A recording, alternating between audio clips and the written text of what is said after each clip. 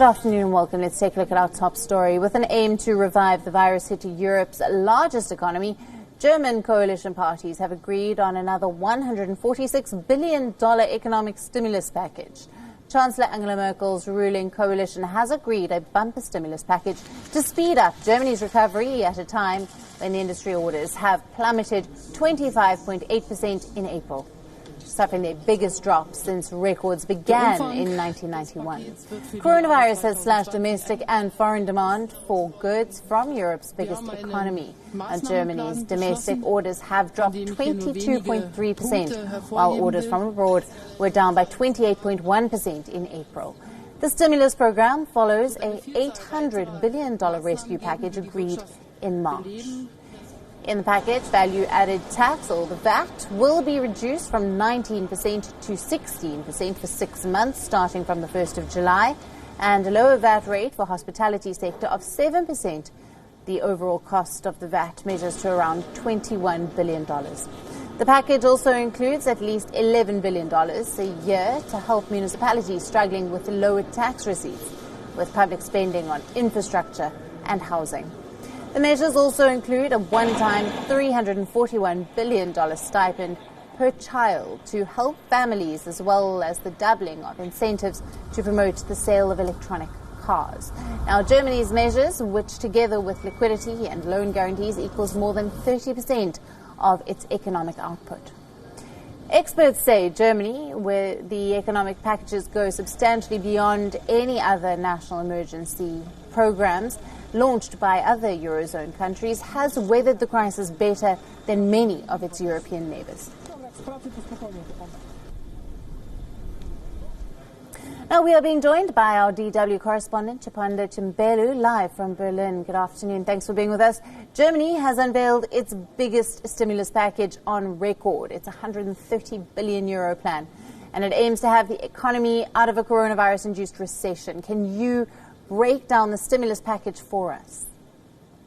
Yes, Alison, like you mentioned there before, the package, of course, has this amount of money earmarked for families as well for 6 months, and that will be €300 per child. So, anyone who has a kid will get €300 extra because there is money for people with children already. And that's the first part of it. And that will help, of course, put more money into German consumers' pockets. And, of course, in addition to that, there's the sales tax reduction, which, of course, is going to be 16% instead of the 19% that we have right now. And that also will add to consumers' spending power, hopefully, at least that's what the government hopes.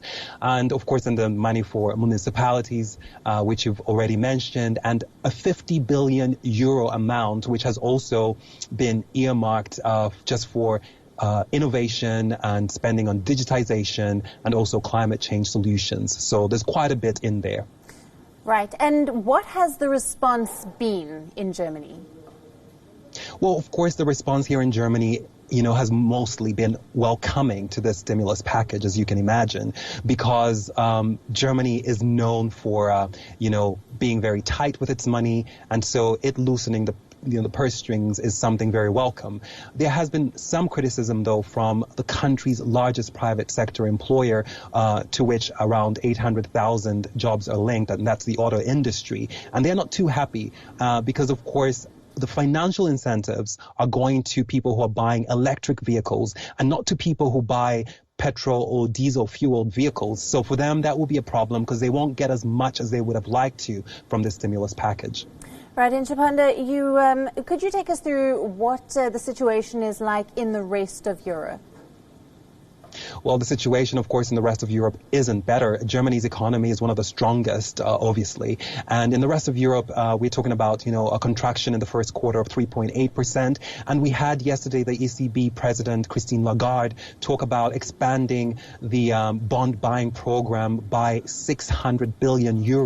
And it had, of course, planned €750 billion initially. So that has taken that to €1.35 billion now.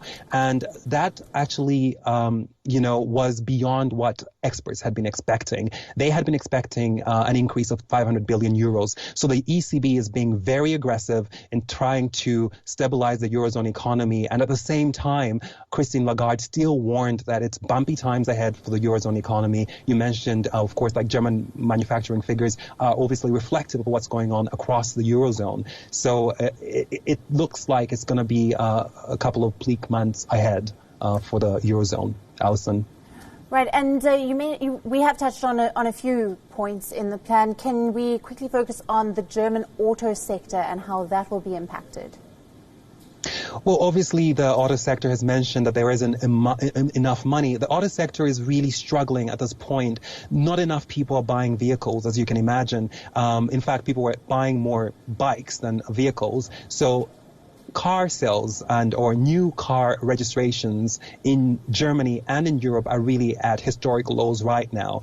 It might change going forward, but obviously people's wallets are affected by the fact that they've been badly hit by the coronavirus, fallout. And that means that people will probably be spending less on new vehicles. So I think the outlook for the auto industry isn't much better. And we will see what happens. Maybe the German government will still try to come up with a plan that can help that industry specifically.